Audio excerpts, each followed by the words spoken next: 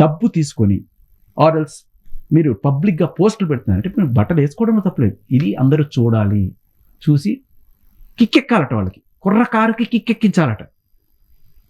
రీసెంట్గా నేను ఒక వీడియో స్క్రోల్ చేస్తుంటే అనసూయ గారు అంటుంటారు అన్నమాట, ఏమని మందు కొడితే కిక్ వస్తుందని ఎవరు అంటారు కూర్చొని, శేషు గారు అనుకుంటా. అంటే మందు కొడితేనే వస్తుందా, అనసూయని చూస్తే రాదా కిక్కు అంటే ఏంటి? సో వాళ్ళే చెప్పినట్టుంది ఇక్కడ. అంటే మీకు కిక్ ఎక్కిచ్చే విధంగా మేము ఉన్నాం అంటే మీకు తెలుస్తుంది ఆ విషయం, you know what is happening. ఆయన తర్వాత ఆయన ఇంకా చాలా వల్గర్గా ఏవో మాట్లాడతారు. అవన్నీ కూడా మనం డించికి అని వేసుకొని నవ్వుకుంటూ ఉంటాం. దాంట్లో వీళ్ళే పార్ట్.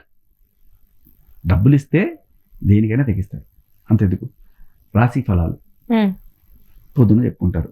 అదేదో ఒక దాంట్లో ఒక పాపులర్ అయింది.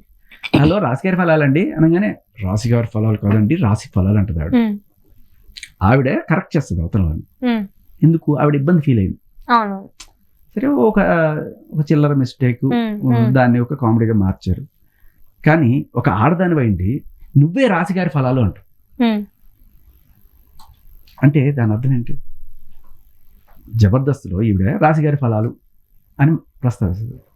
అమ్మా నువ్వు ఒక మనిషిని, రాశిగారు అంటే ఎవరు అందరికీ తెలుసు.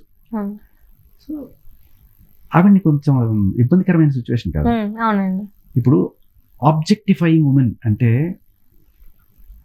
మహిళల్ని ఆబ్జెక్ట్స్తో పోలుస్తూ, లేకపోతే వాళ్ళని ఒక వస్తువులాగా ట్రీట్ చేస్తూ మాట్లాడే వాళ్ళు, చూసేవాళ్ళు దీంట్లోకి వస్తారు. దాంట్లో మగవాళ్లే కాదమ్మా, ఇటువంటి ఆడవాళ్ళు కూడా ఉన్నారు. ఈజ్ దిస్ నాట్ ఆబ్జెక్టిఫైయింగ్ రాశిగారి ఫలాలు అనేది?